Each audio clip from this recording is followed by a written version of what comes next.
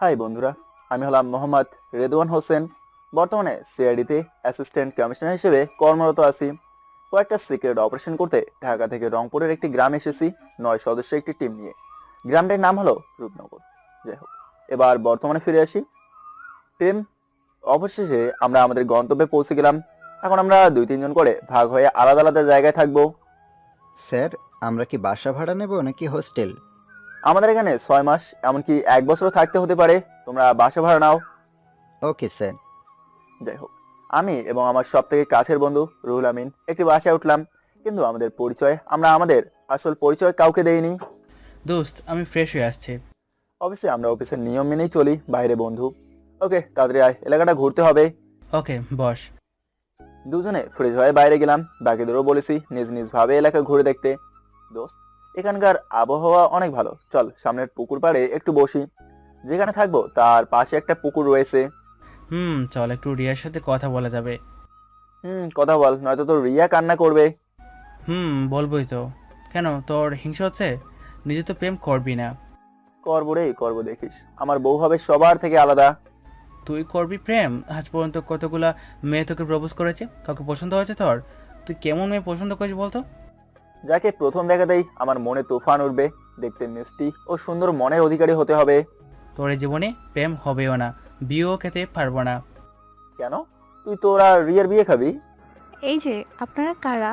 এই পুকুর পাড়ে বসার সাহস হলো কি করে? কথাগুলো শুনে পিছনে তাকালাম, দেখলাম 3টা মেয়ে দাঁড়িয়ে আছে। প্রথম মেয়েটা কথাগুলো বললো। আমি তো মাঝের মেয়েটাকে দেখেই ক্রাশ খেলাম। জীবনের প্রথম এত সুন্দর কেউ হয়? পুকুর পাড়ে বসতে কি পারমিশন লাগবে নাকি? হ্যাঁ লাগবে, এখানে শুধু আমরাই বসবো। যান এখান থেকে। বেঞ্চে তো কারো নাম লেখা নেই। আমি তো রূপার দিকে তাকিয়েই আছি, রূপা আর চোখে দেখছে মাঝে মাঝে। পরে জেনেছি যে ওর নাম রূপা। এবার রূপাই মুখ খুললো। দেখুন ভাইয়া, আমরা এখানে প্রতিদিন বসি।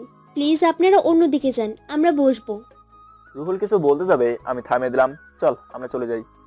এ কি, আপনারা যাবেন না কেন? অন্যদিকে গিয়ে বসেন। না না, আমরা অনেক আগেই এসেছি, চলে যাব, কাল দেখা হবে, বাই। ব্যাপার কি বস? কিছু না, চল। যাওয়ার পথে পিছন ফিরে দেখতেছি রূপাকে, সেও দেখতেছে। রুহুল বিষয়টা লক্ষ্য করছে। রুমে ফিরে গিয়ে, ব্যাপার কি বস, মুসকে মুসকে হাসতেছো? পড়ে গেছি গুরু। কোথায় পড়লি? কই, আমি তো তোকে পড়তে দেখলাম না। আরে বস, আমি প্রেমে পড়ার কথা বলছি। তাই তো বলি, মুখে তো হাসি কেন? তা কোনটার প্রেমে পড়লি? রূপার। প্রথম দেখাতেই ভালোবেসে ফেলেছি ওকে, কিছুতেই ওর চাঁদ মুখখানা ভুলতে পারছি না। যাক, অবশেষে তুইও কারো প্রেমে পড়লি। এখন থেকে বিকেলে ওকেই দেখতে যাব পুকুর পাড়ে। এখন রেস্ট কর, রাতে আমাদের বেরোতে হবে। রাতেই আমরা তথ্য সংগ্রহ করি। ওকে বস। রাতে সবাই একসাথে বের হয়ে কিছু কাজ শেষ করে এসে ঘুমিয়ে পড়ি। পরের দিন বিকেলবেলা আবার গেলাম পুকুর পাড়ে। আমরা গিয়ে দেখি রূপা আর তার বান্ধবীরা আগেই এসেছে। আমরা আসার আগে তাদের মধ্যে যে কথাগুলো হয়েছে। আচ্ছা রূপা, তুই কি সত্যিই ছেলেটাকে প্রথম দেখাতেই ভালোবেসে ফেলেছিস? হ্যাঁ রে, সত্যি ভালোবেসে ফেলেছি ওকে। যাকে বলে প্রথম দেখায় ভালোবেসে ফেলা। বাবা, শেষ পর্যন্ত তুইও কারো প্রেমে পড়লি? আমরা তো ভেবেছি সারা জীবন চিরকুমারী হয়েই থাকবি। চুপ কর, বাজে বকিস না। কিন্তু ওরা দুজন আজ এখনো আসছে না কেন রে? দেখলি মা, জুলিয়েট তার রোমিওকে দেখতে ছটফট করতেছে। হা হা হা। ওই চুপ কর, হাসবি না। সত্যি দেখতে ইচ্ছা করছে। কাল সারা রাত ভালোভাবে ঘুমাতে পারিনি, চোখের সামনে যেন ভেসে বেড়াচ্ছে। একটু ধৈর্য ধর, তোরও রোমিও অবশ্যই আসবে। চলুন এখন বর্তমানে ফিরে আসি। আসসালামু আলাইকুম আপুমনিরা। ওয়ালাইকুম আসসালাম দুলা ভাই। আমি তো রীতিমতো টাস্কি খেয়ে গেলাম। বলে কি, রূপা দেখে দেখি লিমার দিকে চোখ গরম করে তাকিয়ে আছে। যে কিউট লাগছিল না, আবার ক্রাশ খেলাম। কেমন আছেন আপনারা? জি ভালো আছি, আপনারা দুজন কেমন আছেন? আমরাও ভালো। তো ভাইয়ারা, আপনাদের সাথে পরিচয় দিলে ভালো হতো। আমি রুহুল আমিন, আর ও রেদওয়ান। আপনাদের পরিচয়? আমি লিমা, ও রিমা, আর ইনি হচ্ছেন রোদওয়ান ভাইয়ের জুলিয়েট, রূপা। কি আমার জুলিয়েট? মনে মনে কিন্তু সেই খুশি হয়েছি। নিজেই খুঁজে নেন ভাইয়া। ওই তুই চুপ করবি? আপনারা কি করেন? আমরা দুজনই স্টুডেন্ট, আসল পরিচয় কিন্তু দেইনি। আপনারা আবার কেউ বলে দিয়েন না। আপনারা কি করেন? আমরাও পড়াশোনা করি, অনার্স 3য় বর্ষে। ও, খুব ভালো। এভাবেই তাদের সাথে একটা বন্ধুও শুরু হয়ে যায়। আমাদের কাজের পাশাপাশি বিকেলবেলা রূপাদের সাথে আড্ডা দিতাম। আমি বুঝতে পেরেছি রূপা আমাকে ভালোবাসে আর আমিও, কিন্তু কেউ কাউকে বলতে পারছি না। একদিন রাতে কাজ শেষ করে এসে রুমে আসি, এমন সময় রুহুল বলল, বস আর কতদিন? এবার তো মনের কথাটা বলে দে রূপাকে, নয়তো তুই বলার আগে অন্য কেউ বলে দেবে। বলে দেবো, কিন্তু একটা ভয়ে বলতে পারছি না রে। কিসের ভয়? আমরা সিআইডি অফিসার, এটা ওরা জানে না। হয়তো একদিন সন্ত্রাসীরা আমাদের পরিচয় জানতে পারবে। যদি তখন তারা রূপার কোনো ক্ষতি করে কিংবা ওর পরিবারের, তখন কি হবে? রূপার কিছু হলে তো আমি বাঁচতে পারবো না দোস্ত। অনেক ভালোবেসে ফেলেছি ওকে। দেখ, অতটা ভয় পাওয়ার কিছু নেই, তুই ওকে বলে দে। পরে না হয় আমাদের পরিচয় ওকে বলে দিব, আর একদিন না একদিন আমাদের পরিচয় তো প্রকাশ পাবেই। ঠিক আছে, ভেবে দেখি। রূপার জন্মদিন তো আগামী সপ্তাহে, ওই দিন ওকে প্রপোজ করব। সেটা খুব ভালো হবে বস। কাল আমার গুরুত্বপূর্ণ কিছু কাজ আছে, টিমের সবাইকে নিয়ে আমি বেরোবো। তুই শুধু থাকবি, রূপার খেয়াল রাখবি। ওকে বস, তাই হবে। পরদিন আমি আমার টিমের সদস্যদের নিয়ে একটা অপারেশনে যাই সন্ত্রাসীদের একটা গ্যাংকে ধরার জন্য, এবং সেই কাজে সাকসেসফুল হই। অন্যদিকে রুহুল বিকেলবেলা রূপা আর ওর বান্ধবীদের সাথে আড্ডা দেওয়ার সময়, ভাইয়া আজ আপনি একা যে, ও কোথায়? বাবা, রূপারানী দেখছি রোমিওর জন্য খুব মন উসখুস করতেছে। আপনারও আজকে একটা কাজ হয়ে গেছে, তাই আসেনি। ও, বাসায় চলে যাবো নাকি? রোদায়ন তো নাই, ভালো লাগছে না। মন খারাপ করার কি আছে? ফোন নাম্বার দিতেছি, রাতে কথা বলিয়েন ভাবি সাহেবা। এ কি সব বুঝে গেল নাকি? কে আপনার ভাবি? কে আবার আপনি? দুজন দুজনকে পছন্দ করেন অথচ বলতে পারছেন না। কতদিন এমন করে থাকবেন? আপনার বন্ধুও কি রূপাকে ভালোবাসে? হ্যাঁ, অনেক ভালোবাসে, সবসময় আপনাকে রূপার কথা বলে। লিমা রূপাকে বলতেছে, রূপা, তাহলে তোর রাস্তা একদম পরিষ্কার, তুই তোর মনের কথা রোদওয়ান ভাইয়াকে বলে দে। সময় হোক তখন বলবো। আর আমি তাকে প্রপোজ করব কেন? উনিই আমাকে প্রপোজ করবেন। এদের আড্ডা দিতে দিতে সন্ধ্যা 6টা পার হয়ে গেছে। তখন হঠাৎ করে রুহুলের ফোনে কলটা আসে। সে জুনিয়র ইন্সপেক্টর মাসুমের ফোন থেকে। রুহুল একটু আড়ালে গিয়ে ফোনটা রিসিভ করলো। হ্যাঁ, স্যার কোথায় আপনি? জলদি ডক্টরস ক্লিনিকে চলে আসুন। এসিপি স্যারের গুলি লেগেছে, আমরা ক্লিনিকে নিয়ে আসতেছি, আপনি তাড়াতাড়ি আসুন। হোয়াট? কি বলছো তুমি এসব? স্যার আমি ঠিকই বলছি, প্লিজ তাড়াতাড়ি আসুন। আমি এক্ষুনি আসছি। রুহুল ফোনে কথা শেষ করে অন্তর্দন্ত হয়ে রূপাদের কাছে এসে বলে, আমাকে এখনই বেরোতে হবে, তাই আপনাদের সাথে আর বসতে পারছি না, পরে কথা হবে। আপনাকে এমন দেখাচ্ছে কেন ভাইয়া? কারো কি কিছু হয়েছে? সত্যটা এদের বলা যাবে না, নয়তো রূপা টেনশন করবে। না মানে, রেদওয়ানের অ্যাক্সিডেন্ট হয়েছে, বেশি কিছু হয়নি, আমি যাচ্ছি সেখানে। হোয়াট? কি বলছেন আপনি ভাইয়া? রূপা কান্না করো না, বেশি কিছু হয়নি, আমি আসছি এখন। লিমা, তোমার রূপাকে নিয়ে যাও বাসায়। অতঃপর রুহুল হাসপাতালে এসে দেখে যে আমাকে অপারেশন করানোর জন্য পড়তে নিয়েছে। রুহুল মাসুমের কাছে গিয়ে জিজ্ঞেস করছে, কি করে হলো এসব? স্যার মাসুম রুহুলকে সবকিছু খুলে বলল। চলুন আমরা একটু ফ্ল্যাশব্যাকে যাই, আমার গুলি কিভাবে লেগেছে সেটা দেখে নেই। ওই দিন বিকেলবেলা আমি আমার টিমকে নিয়ে 8 জন সন্ত্রাসীকে পাকড়াও করার জন্য বের হই। ওরা ছিল কালুর গ্যাংয়ের লোক। দিনটি ছিল মঙ্গলবার। সন্ত্রাসীরা একটি পুরনো বাড়িতে আস্তানা গেড়ে বসেছে। আস্তানার চারপাশে ছোটখাটো জঙ্গল হয়েছে। আস্তানায় পৌঁছানোর পর মাসুম, আমাদের এদেরকে ধরতেই হবে। এদের মাধ্যমেই আমরা ওদের লিডারের কাছে পৌঁছাতে পারবো। সাবধানে এগোতে হবে আমাদের। Yes sir. টিম, তোমরা তোমাদের পজিশন নিয়ে নাও। আমাদের পজিশন নেওয়ার সময় ওদের কেউ একজন আমাদের দেখে ফেলে এবং গুলি চালাতে শুরু করে। এরা মাদক এবং অপহরণ ও সিরিয়াল কিলার, তাই এদের কাছে গুলি থাকে। টিম, ফায়ার শুরু করে দাও। Yes sir. দীর্ঘ 45 মিনিট গোলাগুলির পর তাদের মধ্যে 5 জন স্পটেই মারা যায়। একজন খুব করে জখম হয়, অর্থাৎ 3 জনকে জীবিত গ্রেপ্তার করতে সক্ষম হয়। ওদের গ্রেপ্তার করার সময় সবার আগে আমি ভেতরে প্রবেশ করি। সেই সময় ওরা আমাদের লক্ষ্য করে দুটো গুলি ছোড়ে। একটি ফেল হয়, কিন্তু অন্য গুলিটি আমার ডান কাঁধে লেগে যায়। মাটিতে পড়ে যাওয়ার সময় আমি ওদের পায়ে গুলি করি। টিমের বাকি সদস্যরা এসে ওদের গ্রেপ্তার করে এবং আমাকে হাসপাতালে নিয়ে আসে। এতক্ষণে তো বুঝলেন কেমনে আমার গুলি লেগেছে। চলুন এখন বর্তমানে ফিরে আসি। অপারেশন শেষ করে ডক্টর বের হওয়ার পর, ডক্টর স্যার কেমন আছে? অপারেশন করে গুলিটি বের করা হয়েছে, উনি এখন বিপদমুক্ত। সময় মতো নিয়ে আসার কারণে বেশি কিছু হয়নি। আলহামদুলিল্লাহ। আমরা কি তার সাথে দেখা করতে পারি? হ্যাঁ অবশ্যই। Thank you doctor. ওয়েলকাম। আমাকে দেখতে কেবিনে আসার আগে রূপা রুহুলকে ফোন দিয়ে জিজ্ঞেস করে, ভাইয়া রোদায়ন কেমন আছে এখন? হ্যাঁ, ভালো আছে, চিন্তার কোনো কারণ নেই। কোন ক্লিনিকে আছে? ডক্টরস ক্লিনিকে। ওকে ভাইয়া, ধন্যবাদ। রূপার সাথে কথা বলা শেষ করে রুহুল কেবিনে প্রবেশ করার পর, স্যার এখন কেমন বোধ করছেন? অনেক ভালো, হাতে একটু ব্যথা আছে আর কি। সব ঠিক হয়ে যাবে বস, ওষুধ নিয়মিত খেতে হবে। হুম, বস একটা কথা ছিল। বলো। রূপা ফোন দিয়ে খোঁজখবর নিয়েছে, সম্ভবত আসবে এখানে তোমাকে দেখতে। বলিস কি তুই? হ্যাঁ বস, রূপা তোমাকে অনেক ভালোবাসে, তোমার অ্যাক্সিডেন্টের কথা শোনার পর থেকে কান্না করছে, মনে হয় সকালেই চলে আসবে। মনে মনে অনেক খুশি হয়েছি রূপার আসার কথা শুনে। রুহুলের সাথে কথা বলার পর মাসুমকে ডাক দিলাম। Masum, yes sir.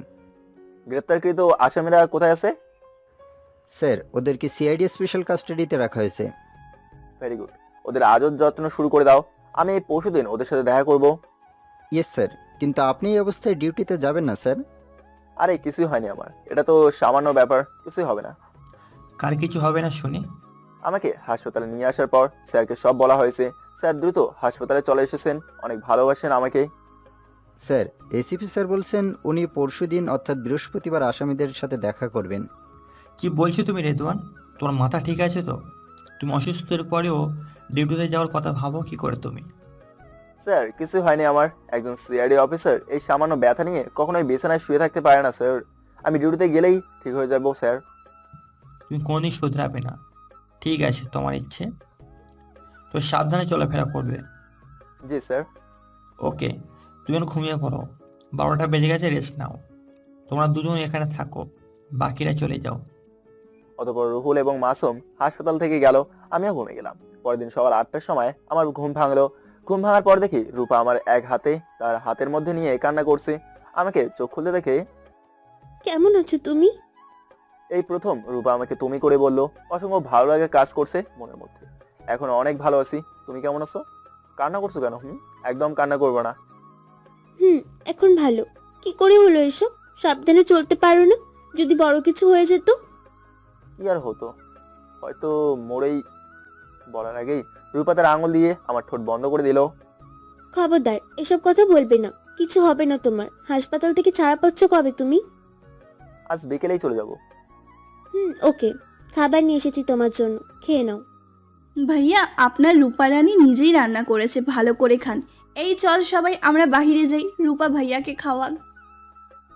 ওরা সবাই বাইরে যাওয়ার পর রূপা আমাকে খাইয়ে দিতেছে, অনেক ভালো লাগছে। খাওয়া দাওয়া শেষের পর আমাকে এখন চলে যেতে হবে। এখনই যাবা? এতক্ষণ কাছে ছিল, ভালোই লাগতেছিল। যদি আজ বাসায় যাও তো বিকালে পুকুর পাড়ে আসবে। তুমি একাই, কিছু কথা আছে তোমার সাথে। ওকে, যাব। আচ্ছা, আমি তাহলে এখন আসি। রূপা আর ওর বন্ধুরা চলে যাওয়ার পর ডক্টর এসে একবার চেক আপ করে গেল। ডক্টরকে বলেছিলাম আজ দুপুরেই চলে যাব, উনি অনুমতি দিয়েছেন। দুপুরের টিমের কয়েকজন সদস্য এসেছে হাসপাতালে, বাকিরা ডিউটিতে। দুপুর 2টার পর হাসপাতাল থেকে আমি আর রুহুল বাসায় চলে আসলাম, যেখানে থাকি আর কি। ফ্রেশ হয়ে বিশ্রাম নেওয়ার পর বিকেলে রুহুল আমাকে পুকুর পাড়ে রেখে একটু দূরে এসে বসেছিল। কয়েক মিনিট পর রূপার আগমন ঘটলো। আসসালামু আলাইকুম, কেমন আছো? এখন সবসময় তুমি করেই বলে। ভালো, তুমি কেমন আছো? আমিও ভালো। একটু আগে কি যেন বলতে চেয়েছো তুমি? সেটা হচ্ছে 9 এপ্রিল, আমার বার্থডে। তাই নাকি? তুমি আর রাহুল ভাইয়া আসবে 9 তারিখ সন্ধ্যাবেলা, আসবে বাসায়। অবশ্যই যাব, কিন্তু তোমার পরিবারের লোকেরা কিছু বলবে না তো? না, আমি বলেছি বাসায় আব্বু আম্মুকে যে আমার দুজন গেস্ট আসবে। আচ্ছা যাব, কিন্তু তার আগে তোমাকে একটা কথা দিতে হবে। বলো। 9 তারিখ সকাল 6টায় তুমি আর তোমার বান্ধবীরা আসবা। ছোট্ট করে একটু তোমার জন্মদিন সেলিব্রেট করব। ভাবছি ওই দিনই রূপাকে প্রপোজ করব। সত্যি? ওকে, আসবো। এখন তাহলে উঠি, সন্ধ্যা হয়ে গেছে। আগামী পরশুদিন বৃহস্পতিবার সকালে দেখা হবে। আল্লাহ হাফেজ। ওকে, ভালো থেকো, আল্লাহ হাফেজ। অতঃপর দুজনের বাসায় চলে আসলাম। বুধবার আমি আমার ডিউটিতে গিয়ে আসামিদের জেরা করে সন্ত্রাসীদের সকল তথ্য জেনে নিলাম। ঠিক করা হলো সামনের সপ্তাহে মিশন সাকসেস করব। দেখতে দেখতে সময় চলে গিয়ে রাত হলো। রাতে আমি এবং রুহুল মিলে জন্মদিনের কেক ও মোমবাতি আনলাম। রূপার জন্য ছোট্ট উপহার কিনলাম। পরদিন অর্থাৎ বৃহস্পতিবার সকালে কেক ও মোমবাতি নিয়ে পুকুর পাড়ে গিয়ে রূপাদের আসার অপেক্ষা করতে লাগলাম। অবশেষে তাদের আগমন হলো। আসসালামু আলাইকুম, সরি আসতে দেরি হয়ে গেল। It's okay. কেমন আছো সবাই? সবাই ভালো। ওকে, সবাই তো এসে গেছি, এখন কাজ শুরু করা যাক। হ্যাঁ তাড়াতাড়ি করে ভালো। আমি এবং রুহুল দুজনে সব সাজালাম। এরপর রূপাকে বললাম, রূপা শুরু করো। এরপর রূপা কেক কাটলো, আমাকে খাওয়ালো, বাকিদেরও খাওয়ালো। আমি রূপাকে খাইয়ে দিলাম। সবাই রূপাকে উপহার দিল, কিন্তু আমি এখনো দেইনি। তখন লিমা বলল, ভাইয়া আপনি কি আপনার জুলিয়েটকে কোনো উপহার দিবেন না? উপহার এবং সারপ্রাইজ দুটোই আছে ওর জন্য। সামান্য কিছু উপহার এখন দেবো, রাতে ওর বাসে গিয়ে সারপ্রাইজ দেবো। তাই নাকি? নিশ্চয়ই কোনো স্পেশাল উপহার আছে, তাড়াতাড়ি দেখান না ভাইয়া। দেখাবো, তবে তার আগে একটা কাজ বাকি আছে, আগে সেটা করে নেই। আমি ভাবছি রূপাকে প্রপোজ করবো এখন, কিন্তু ভয় হচ্ছে। সব ভয়কে পাশে সরিয়ে রেখে রূপার সামনে গিয়ে দাঁড়ালাম। রূপা আমার দিকে তাকিয়ে আছে, হুট করে গোলাপ হাতে আমি বলতে শুরু করলাম, যেদিন তোমায় প্রথমবার দেখেছিলাম সেদিন এই মনের ঘরে তোমার ছবি আঁকা হয়ে গেছে। সারাটা জীবন এই বুকে রাখতে চাই তোমায়। দুজন দুজনের মনের সুখ দুঃখকে ভাগ করে নিতে চাই। শুধু একবার কি আমাকে সেই সুযোগ দেবে তুমি? তুমি কি হবে আমার মনের রাজ্যের রানী? তুমি কি হবে আমার ভবিষ্যৎ সন্তানের জননী? I love you Rupa, do you love me? ভাই, জীবনের প্রথম কাউকে প্রপোজ করলাম, ভুল হতেও পারে। কথাগুলো বলা শেষ হতেই রূপা আমার হাত থেকে গোলাপটা নিয়ে আমায় জোরে ধরে বলতেছে, এতদিন সময় নিলে এই কথাটা বলতে? আমার ভয় হতো তুমি আমার থেকে হারিয়ে যাও যদি, সেই ভয়েই বলতে পারিনি। অনেক অনেক ভালোবাসি তোমাকে, কখনোই ছেড়ে যাব না তোমায়। আমি রূপাকে সরিয়ে ওর কপালে একটা কিস দিলাম। হঠাৎ লিমা বলে উঠলো, ভাইয়া জীবনে প্রথম কারো ভালোবাসার সাক্ষী হলাম, অনেক ভালো লাগলো। আমরা সবাই দোয়া করি আপনারা দুজন সারা জীবন যেন একসাথেই থাকতে পারেন। ধন্যবাদ। ভাইয়া অনেক সময় হলো এসেছি, এখন তো যেতে হবে আমাদের। আমাদেরও যেতে হবে। আমি রূপাকে বললাম, রূপা তোমার চোখ দুটো একটু বন্ধ করো প্লিজ। কেন? আরে বন্ধ করো না। ওকে, এই চোখ বন্ধ করলাম। রূপা চোখ বন্ধ করার সাথে সাথে আমি রূপার পেছনে গিয়ে ওর গলায় একটা স্বর্ণের চেন পরে দিলাম। এবার রূপাকে চোখ খুলতে বললাম। রূপা ওর গলায় স্বর্ণের চেন দেখে অবাক হয়ে গেছে। ওর সাথে বাকিরাও রূপার চোখ দিয়ে কয়েক ফোঁটা পানি পড়ে গেল। কি হলো, কাঁদতেছো কেন? উপর পছন্দ হয়নি? এটা আমার আনন্দের কান্না। আজ আমি সব থেকে সুখী। তুমিই আমার সব থেকে বড় উপহার। আজ রাতে তোমার জন্য একটা সারপ্রাইজ আছে, সন্ধ্যায় দেখা হচ্ছে। ওকে, তাড়াতাড়ি আসবা। তুমি না আসলে আমি কিন্তু কেক কাটবো না। আমি সময় মতোই আসবো, চিন্তা করো না। ওকে, আল্লাহ হাফেজ, ভালো থেকো, চলি। আল্লাহ হাফেজ। রূপাদের কাছ থেকে বিদায় নিয়ে সিআরডি স্পেশাল কাস্টাডিতে চলে গেলাম। সেখানে কিছু তথ্য নিয়ে পুরো টিমকে নিয়ে মিটিং এ বসলাম। আলোচনা করে ঠিক করা হলো 15 তারিখে আমরা আমাদের মিশন সাকসেস করার জন্য অপারেশনে লেগে যেতে পারবো। 9 তারিখ সন্ধ্যাবেলা সময়ত রূপাদের বাসায় চলে গেলাম। বাসার বাইরে মোটামুটি সিকিউরিটি রাখা হয়েছে। হাজার হলেও পুলিশ কমিশনারের মেয়ের জন্মদিন অনুষ্ঠান বলে কথা, তবু আবার নিজ বাড়িতে সিকিউরিটি তো থাকবেই। তখনই রূপার ফোন। আসসালামু আলাইকুম, কোথায় তুমি? সময় মতো আসতে বলেছিলাম কিন্তু। এসে গেছি তো প্রিয়তমা, তোমার বাসার বাইরে। ভেতরে আসো। আসতেছি। আমি নিচে যাচ্ছি, আম্মু ডাকতেছে, তাড়াতাড়ি আসো তুমি। ওকে। আমি আর রুহুল ভেতরে ঢোকার পথে পুলিশ আমাদের জিজ্ঞাসা করার সময় আমি আমার কার্ড দেখালে তারা আমাকে স্যালুট দেয়। সে সময় রূপার একজন বান্ধবী দেখে ফেলে। যাই হোক, ভেতরে গিয়ে দেখি প্রায় কয়েকজন সিনিয়র জুনিয়র অফিসার উপস্থিত। রূপার ভাই আমাকে দেখার পর, আসসালামু আলাইকুম স্যার, আপনি এখানে? ওয়ালাইকুম আসসালাম। বেড়াতে আপনারা তো আর ডাকবেন না, কিন্তু কেউ একজন ইনভাইট করছে। আসুন স্যার, খুব ভালো হয়েছে আপনি এসেছেন। চলুন। স্যার কোথায়? সবাই ভিতরে। চলুন যাওয়া যাক ভিতরে। ভিতরে যাওয়ার পর জুনিয়র অফিসাররা আমাকে দেখে স্যালুট দিতেছে। রূপা আর তার কাছের দুই বান্ধবী লিমা ও রিমা অবাক হয়ে যাচ্ছে। আমি রূপার বাবার সামনে গিয়ে তাকে সালাম দিয়ে, কেমন আছেন স্যার? আমি তো ভালো, কিন্তু তুমি, তোমরা এখানে হঠাৎ কি ব্যাপার? আমি কিছু বলার আগে রূপার ভাবি বলল, বাবা, ওরা দুজনেই রূপার স্পেশাল গেস্ট, যাদের জন্য রূপা অপেক্ষা করতেছে এতক্ষণ ধরে। ওহ তাই নাকি? তাই তো ভাবছি যাকে এত ডাকার পরেও আসে না, সে আজ না ডাকতে হাজির আমার বাসায়। রূপা শুধু আমাদের কাহিনী দেখে অবাকই হচ্ছে। অবশেষে রূপা বলেই ফেললো, তোমরা কি আগে থেকেই সবাই সবাইকে চেনো? উত্তরটা না হয় আমি দেবো একটু পরে, আগে মূল অনুষ্ঠান শেষ হোক। ওকে। এরপর শুরু হলো জন্মদিনের অনুষ্ঠান। হ্যাপি বার্থডে টু ইউ রূপা। সবাই তাকে উইশ করলাম। কেক কাটার পর রূপা কেকের টুকরা তার বাবা মাকে খাওয়ানোর পরে আমাকে খাওয়ালো, আমি ওকে খাওয়ালাম। অনুষ্ঠানের কার্যক্রম শেষ হওয়ার পর রূপা প্রশ্ন করলো, রোদায়ন, এবার বলো কে তুমি? আমার মনে হচ্ছে তুমি আমাকে তোমার আসল পরিচয় দাওনি। আমার পরিবারের লোকেদের কি করে চেনো তুমি? হ্যাঁ, আমি তোমাকে আমার আসল পরিচয় দেইনি। আমার পরিচয় হচ্ছে আমি সিআরডি পুলিশের অ্যাসিস্ট্যান্ট কমিশনার। সেই সুবাদে আমি তোমার বাবা মা তোমার ভাইয়াকে খুব ভালো করেই চিনি। তুমি এই কথাটা আমার কাছে লুকিয়েছো কেন? কেন মিথ্যা বলেছো আমাকে? রূপা, আমি এই এলাকায় এসেছি কিছু গুরুত্বপূর্ণ মিশন কমপ্লিট করার জন্য। যদি তোমাকে আমার আসল পরিচয় দিতাম তাহলে এক এক করে হয়তো সবাই জানতে পারতো যে আমি এবং আমার টিম সিআইডি অফিসার। তাহলে হয়তোবা শত্রুপক্ষ তোমার কোনো ক্ষতি করার প্রচেষ্টা করতো, তাই বলিনি। তুমি শুধু একটিবার বলতে আমায়, আমি কি কাউকে বলতাম? আই এম সরি রূপা, আমি তোমায় বলেছিলাম যে তোমাকে আমি সারপ্রাইজ দেবো, এটাই তোমার সারপ্রাইজ। তুমি কি আমাকে আগেই চিনতে? না, যেদিন তোমাকে তোমার পরিবারের সবার কথা জিজ্ঞেস করেছিলাম সেদিনই চিনেছি তোমায়। এই কথা বলেই রূপাকে আমি ওর জন্মদিনের গিফট ওর হাতে তুলে দিতেই সবার সামনে আমাকে জড়িয়ে হলো। আমি তো লজ্জায় শেষ, আর বলতে লাগলো, কোনো উপহার চাই না আমি তোমার কাছে, তুমিই আমার কাছে সব থেকে দামি এবং শ্রেষ্ঠ উপহার। কথা দাও আমাকে কখনো ছেড়ে যাবে না, আমায় সারা জীবন ভালোবাসবা। কথা দিলাম সারা জীবন তোমারই থাকবো, আমার সব ভালোবাসা শুধু তোমার জন্য। I love you. Love you too. এবার তো ছেড়ে দাও, সবাই কিন্তু দেখছে। রূপা আমাকে ছেড়ে দিয়ে নিচের দিকে তাকিয়ে আছে লজ্জায়। সবাই আমাদেরকে দোয়া করো। রূপার বাবা রূপাকে বলল, এত লজ্জা পেতে হবে না। না মামনি, মাথাটা উপরে তোলো, আমি কিছু কথা বলি। রূপা আস্তে আস্তে মাথা উপরে তুলে তার বাবার দিকে তাকালো। রূপার বাবা সবার উদ্দেশ্যে বলতে শুরু করলেন, আজকের এই অনুষ্ঠানে উপস্থিত সকলকে আমার আন্তরিক শুভেচ্ছা ও অভিনন্দন। আমি খুবই খুশি হয়েছি যে আপনারা আজ এখানে এসেছেন। আজ এই খুশির দিনে একটা কথা ঘোষণা করছি। আগামী মাসের 15 তারিখে আমার মেয়ে রূপার সহিত সিআইডি ডিপার্টমেন্টের অ্যাসিস্ট্যান্ট কমিশনার রেদওয়ানের সহিত শুভ বিবাহের দিন ধার্য করা হলো। উপস্থিত সকলে হাততালি দিয়ে সাধুবাদ জানালো। আমি রূপার বাবাকে প্রশ্ন করলাম, স্যার আপনি আমাদের বিবাহের দিন ঘোষণা দেবেন ভালো কথা, কিন্তু স্যার আমার পরিবারের সাথে তো কথা বলা উচিত ছিল। আমি তোমার পরিবারের সাথে কথা বলে নিয়েছি। যখন তুমি রূপার সাথে কথা বলছিলে তখন বলেছিলাম। ধন্যবাদ স্যার। রেদওয়ান, তোমার মতো একজন সৎ আদর্শবান অফিসার আমাদের পরিবারের জামাই হতে যাচ্ছে। অনেক সৌভাগ্যবান আমার। স্যার এসব বলে আমাকে লজ্জায় ফেলে দেবেন না, আমিও ধন্য। রূপার মতো মেয়েকে আমি আমার জীবনসঙ্গী হিসাবে পেতে চাচ্ছি। আমি এবং তোমার আন্টি দুজনেই তোমাকে অনেক আগে থেকে পছন্দ করতাম, কিন্তু তোমাকে বলার মতো সুযোগ হয়নি। আমি রূপার দিকে তাকিয়ে এবং রূপা আমার দিকে তাকিয়ে মুচকি হাসি দিল। অনুষ্ঠান শেষ হতে 10টা বেজে গেল। রূপার কাছ থেকে বিদায় নিতেই ওর কাছে গেলাম। রূপা, রাত অনেক হয়ে গেছে, আমাকে চলে যেতে হবে। রাত তো অনেক হয়ে গেল, রাতটা থেকে যাও না। না গো, কাল সকালে কাজ আছে।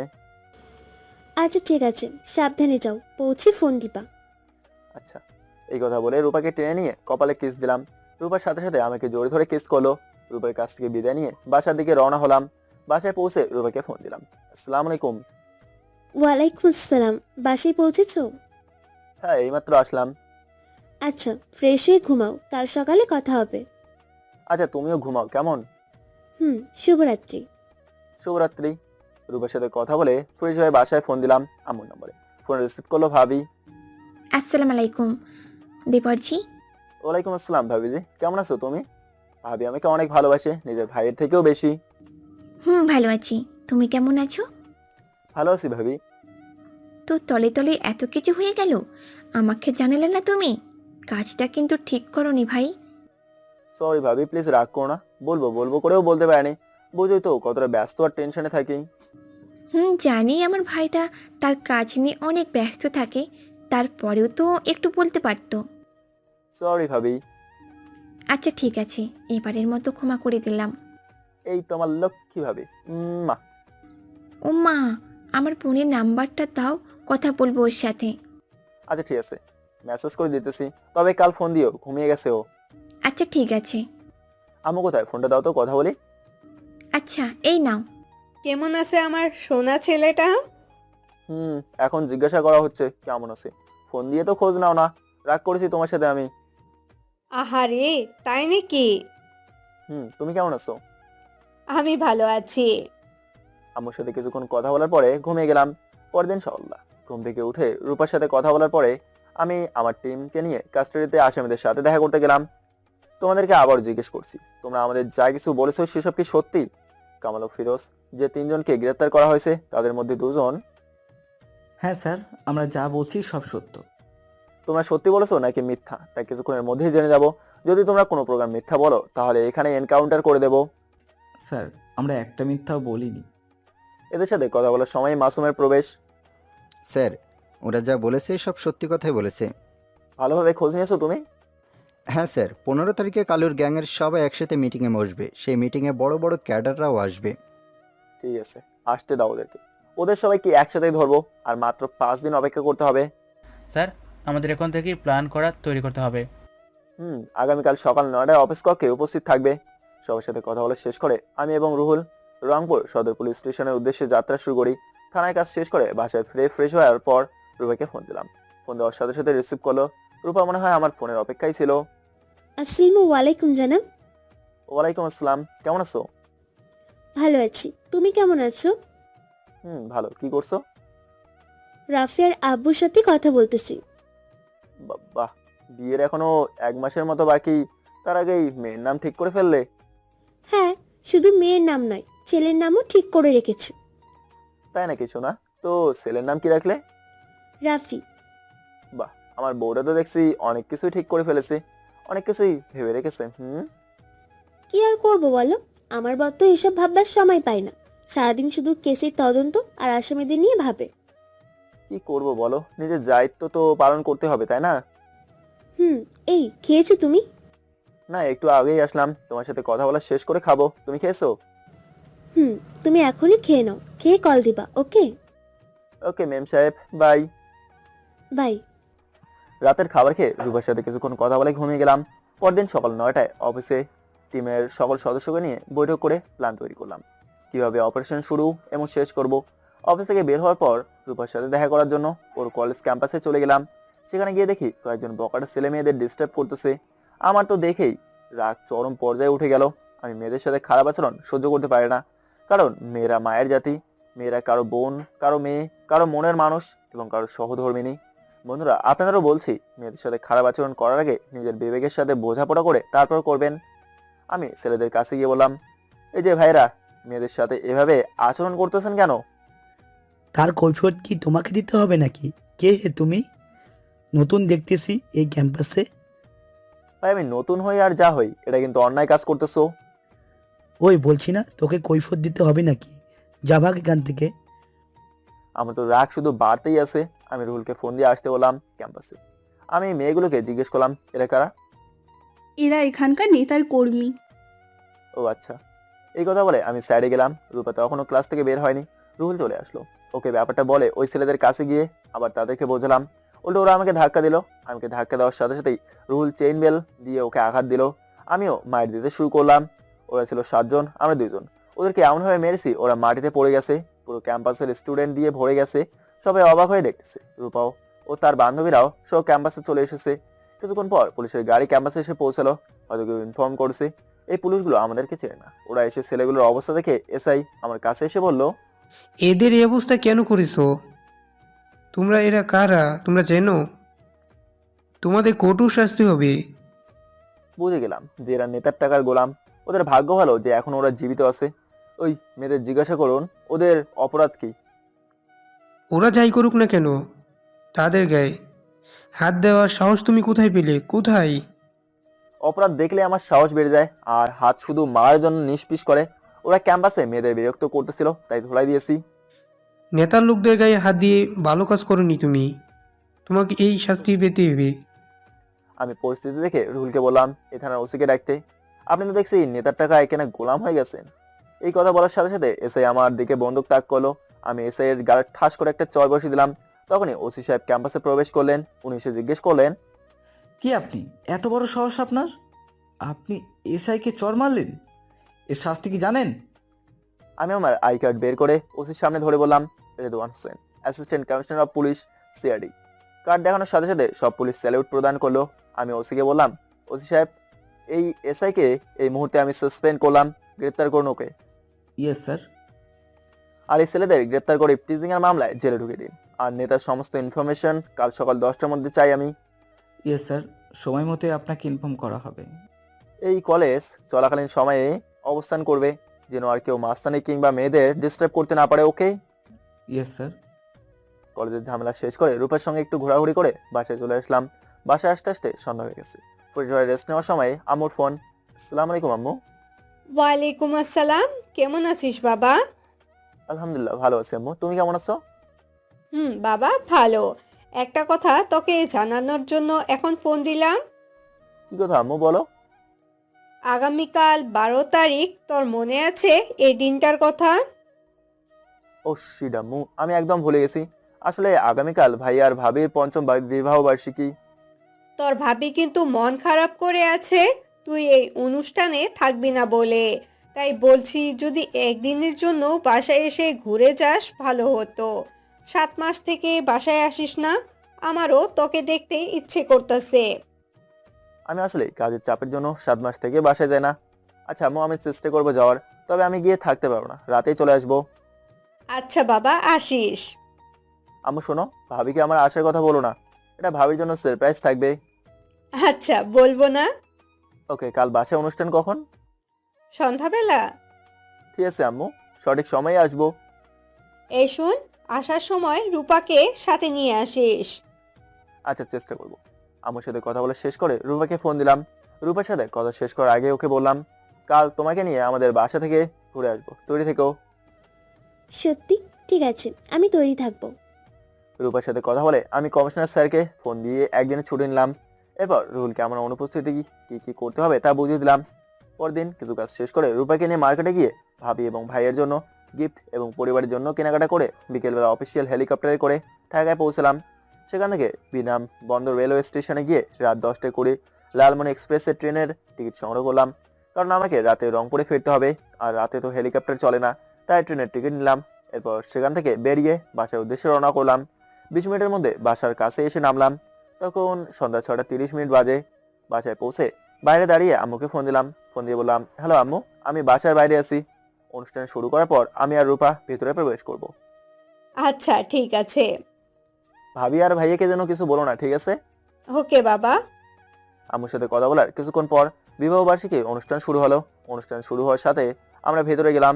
বাইরের কোনো লোক নেই, আমার এবং আমার চাচার পরিবারের সবাই আছে সেখানে। সবাই ভাই আর ভাবিকে উইশ করতেছে। সেই সময় আমি আর রূপা তাদের পিছন দিক দিয়ে শুভ বিবাহ বার্ষিকী বলে ভাই আর ভাবির সামনে আসলাম। তারা দুজনে আমাকে আর রূপাকে দেখে অবাক।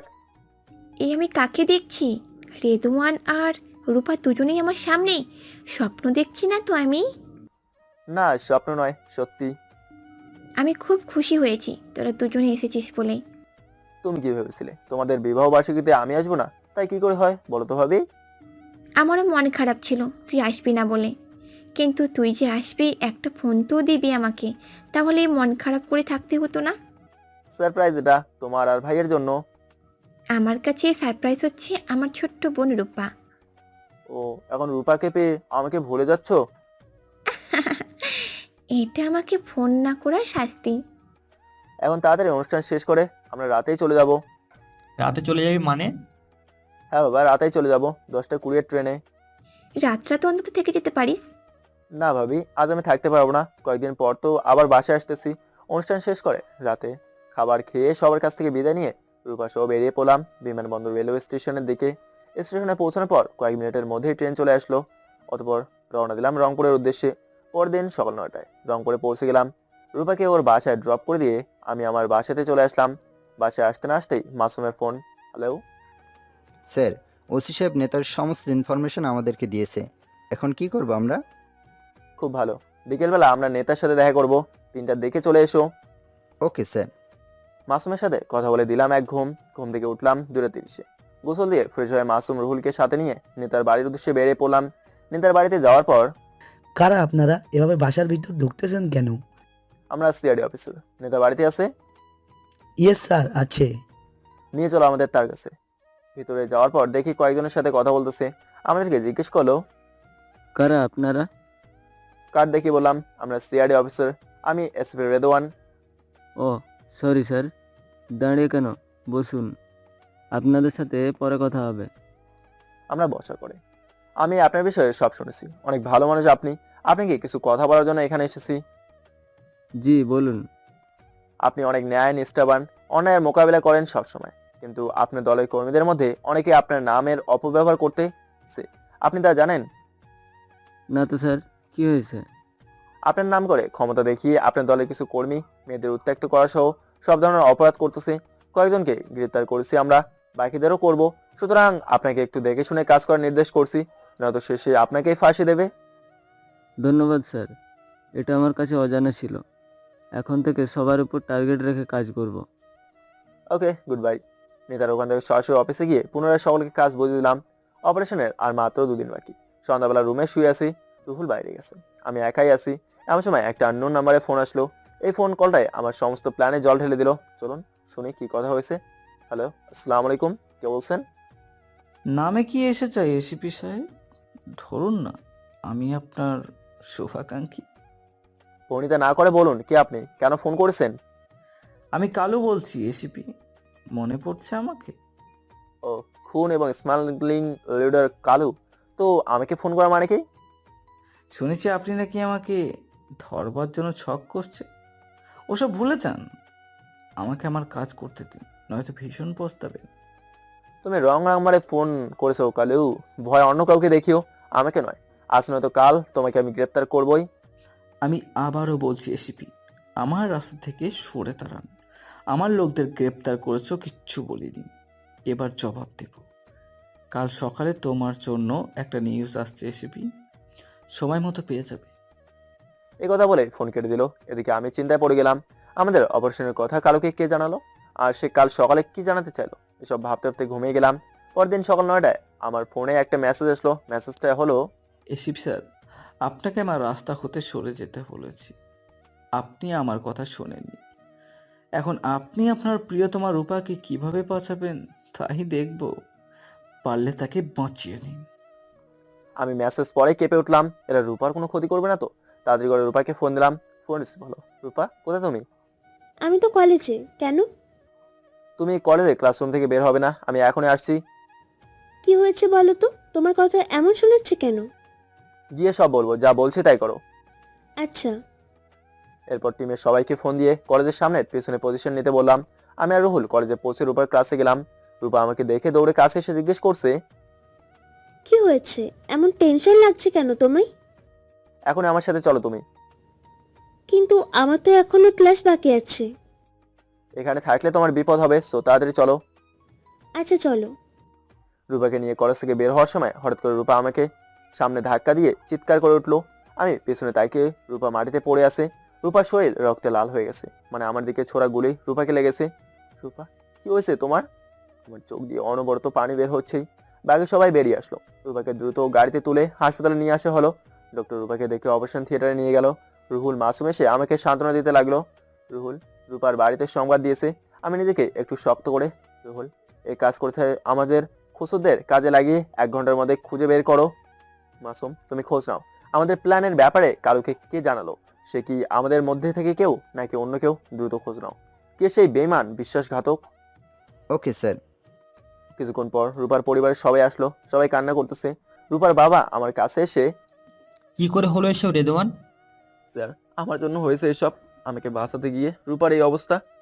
রেদওয়ান, কান্না বন্ধ করো, তুমি একজন অফিসার, তুমি ভেঙে পড়লে হবে না, নিজেকে শক্ত করো। স্যার রূপার যদি কিছু হয় আমি বাঁচতে পারবো না স্যার।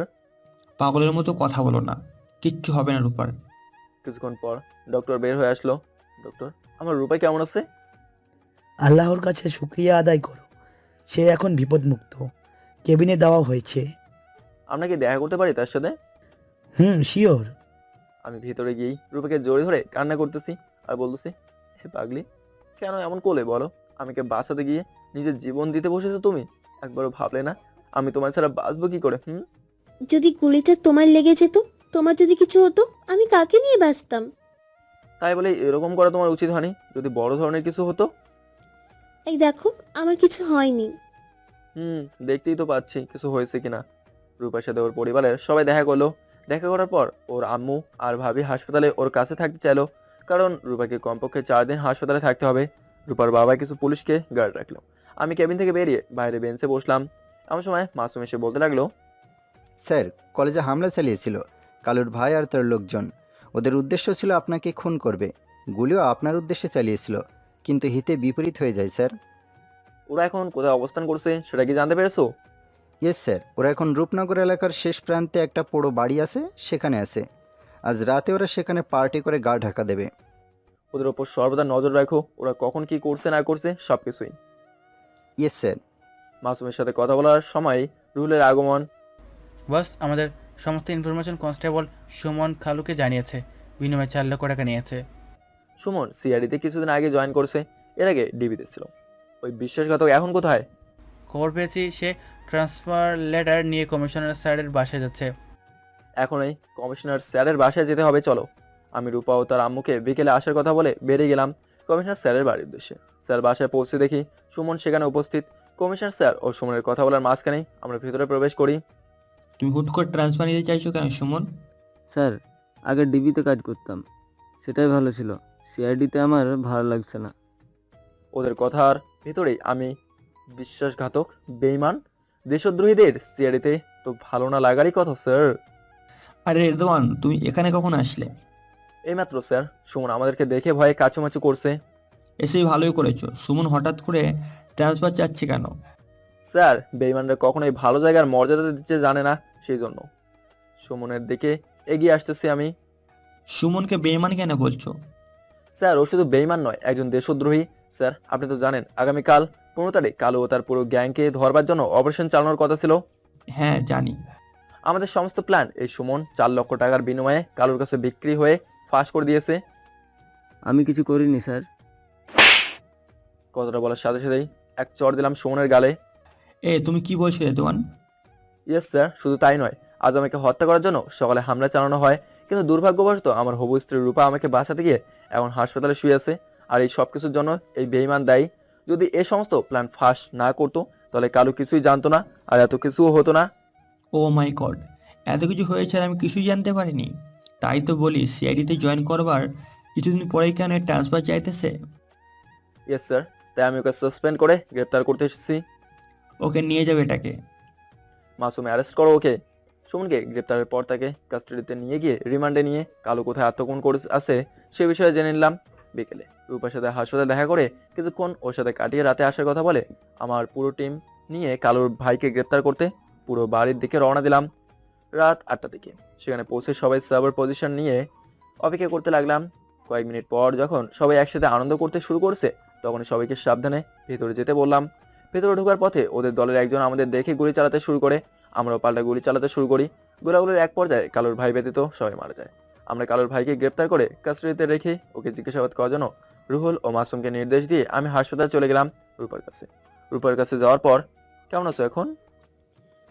অনেক ভালো। তুমি? আলহামদুলিল্লাহ। খেয়েছো তুমি? না। কেন? ওষুধ খেতে হবে না বুঝি? নিজে হাতে খেতে পারবো না তো। আচ্ছা দাঁড়াও, আমি খাইয়ে দিতেছি। আচ্ছা। অতঃপর রূপাকে খাইয়ে দিলে আমি নিজেও খেয়ে নিলাম। রূপার কাছে ওর মা আর ভাবিকে রেখে বাসায় চলে আসলাম। পরদিন সকালে আবার রূপাকে হাসপাতালে দেখে অফিসে চলে গেলাম। অফিসে গিয়ে কালোর ভাইকে জেরা শুরু করলাম।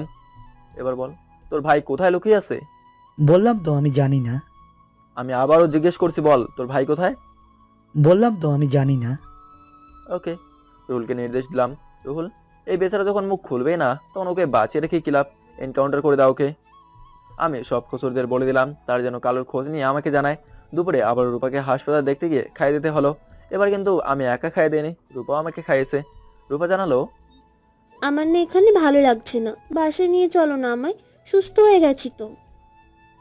কেমন সুস্থ হয়েছে তুমি তা তো দেখতেই পারতেছি। প্লিজ না করো না গো, আমার একদম ভালো লাগছে না এখানে। রূপার আকুতি দেখে বললাম, ঠিক আছে আমি ডক্টরের সাথে কথা বলে দেখতেছি। ডক্টরের সাথে কথা বলার পর তিনি বলল একদিন পর নিয়ে যেতে। এসে রূপাকে জানালাম, সে রাজি হলো। বিকেলবেলায় খবর পেলাম কালো দেশ ছেড়ে যাওয়ার প্ল্যান করছে। রাত 8টায় তার ফ্লাইট। টিমের সবাইকে ফোন দিয়ে আসতে বললাম। সবাই অফিসে আসার পর খবর পেয়েছি কালু আজ রাতে দেশ ছেড়ে পালিয়ে যাবে। ওকে যেভাবে হোক আমাদেরকে গ্রেপ্তার করতেই হবে।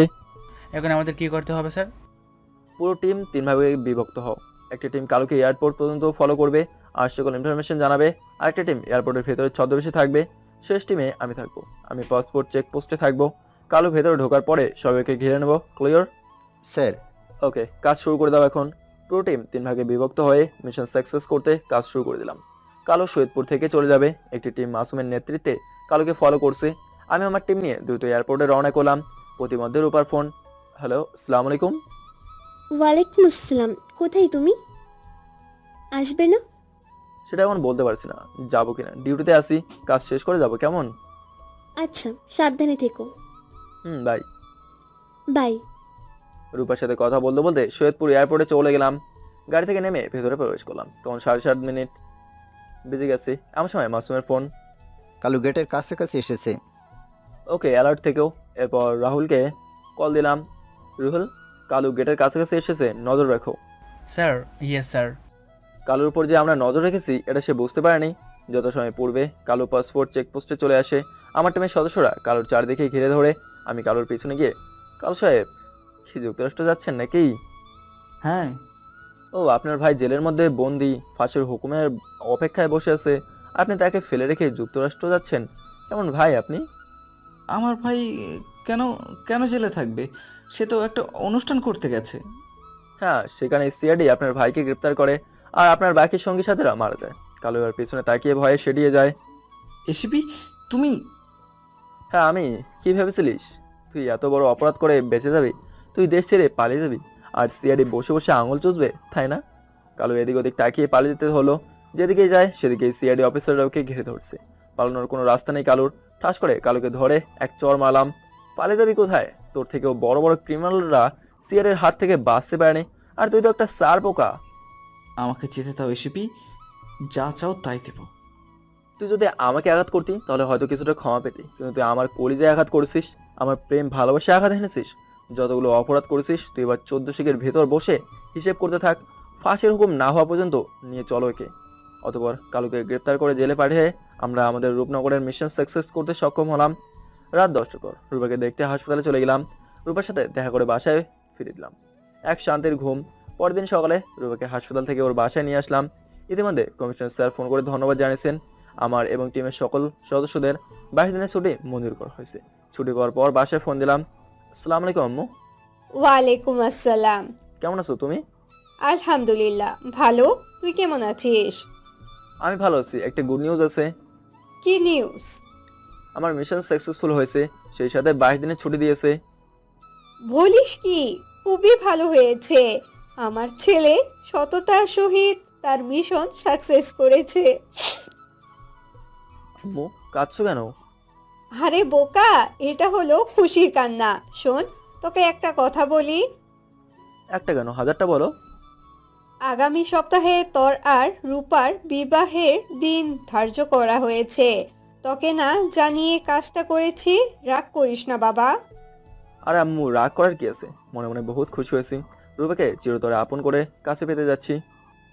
তাহলে তুই ওখানেই থাক, আমরা সবাই পুরান বাড়িতে যাচ্ছি। বিয়ে ওই বাড়িতেই হবে। বিয়ের পর আবার ঢাকায় চলে আসবো। ওকে আম্মু। রূপার বাড়িতে সবাই এখন জামে আদর শুরু করেছে। আজ সকালবেলায় বগুড়ায় চলে যাব। রূপাদের বাসার সবার কাছ থেকে বিদায় নিয়ে ভাড়া বাসায় চলে আসলাম। এসে সবকিছু প্যাক করে ফেললাম। এরপর কমিশনার স্যারের সাথে দেখা করে তাকে ইনভাইট করলাম। টিমের সকলকে ইনভাইট করলাম। বিকেলে বাসায় ফিরে একটু রেস্ট নিলাম। রুহুল ব্যতীত সবাই বাসার ভিতরে গেছে। আমাদের দুজনের বাসা পাশাপাশি, তাই রাত 8টায় আমরা একসাথে ট্রেনে যাব। সন্ধ্যা 7টার দিকে বাড়িওয়ালার কাছ থেকে বিদায় নিয়ে তাদেরকেও ইনভাইট করে স্টেশনের দিকে যাত্রা শুরু করলাম। সঠিক সময়ে রংপুর এক্সপ্রেস ট্রেনটি ঢাকার উদ্দেশ্যে যাত্রা শুরু করলো। আমরা নামবো বগুড়ায়। রেলওয়ে স্টেশনে কয়েক ঘন্টা জার্নি করার পর পুরান বাসায় এসে পৌঁছলাম। গভীর রজনীতেও সবাই আমার জন্য ওয়েট করছিল। দাদা দাদি চাচা চাচি সবার কাছে কথা বলার পর ফ্রেশ হয়ে ঘুমিয়ে গেলাম। পরদিন আমার পরিবারের সবাই চলে আসলো। শুরু হলো বিয়ের কেনাকাটা। রূপার জন্য শাড়ি আমি চয়েস করে কিনেছি, 2টা নীল শাড়ি আর 2টা লাল বেনারসি। দেখতে দেখতে বিবাহের দিন উপস্থিত হলো। এর আগে রূপার সাথে কয়েকবার কথা হয়েছিল। যত সময় শ্বশুর বাড়ির উদ্দেশ্যে রওনা হলাম। রূপাদের বাসায় পৌঁছে কিছুক্ষণ পর বিবাহের আনুষ্ঠানিক কার্যক্রম শুরু হলো। রূপাকে বিবাহের মঞ্চে আনা হলো। আমি তো ওর দিকে তাকিয়ে পুনরায় প্রেমে পড়ে গেলাম। ভাবি রূপার দিকে বারবার তাকানোটা লক্ষ্য করেছে। কি বর সাহেব, তস হয়েছে না বুঝি? আর একটু সবুর করুন, তারপর তো রূপাকে সারা জীবনের জন্য কাছে পাবেন। তখন দু চোখ ভরে দেখেন। ধুর ভাবি, আমি কখন তাকালাম? বুঝি বুঝি, সব বুঝি দেবরজি। বিবাহের কার্যক্রম শেষ করে খাওয়া দাওয়া করে রূপাকে নিয়ে বাসার উদ্দেশ্যে রওনা হলাম। আসার সময় রূপা ও তার মা বাবা অনেক কেঁদেছে। যতই বলেন একটা মাত্র আদরের মেয়ে। বাসায় পৌঁছে বন্ধুদের সাথে আড্ডা দিচ্ছি। বন্ধু বলতে রুহুল, মিরাজ আর তারেক। মিরাজ আর তারেক কলেজ জীবন থেকেই বেস্ট বন্ধু।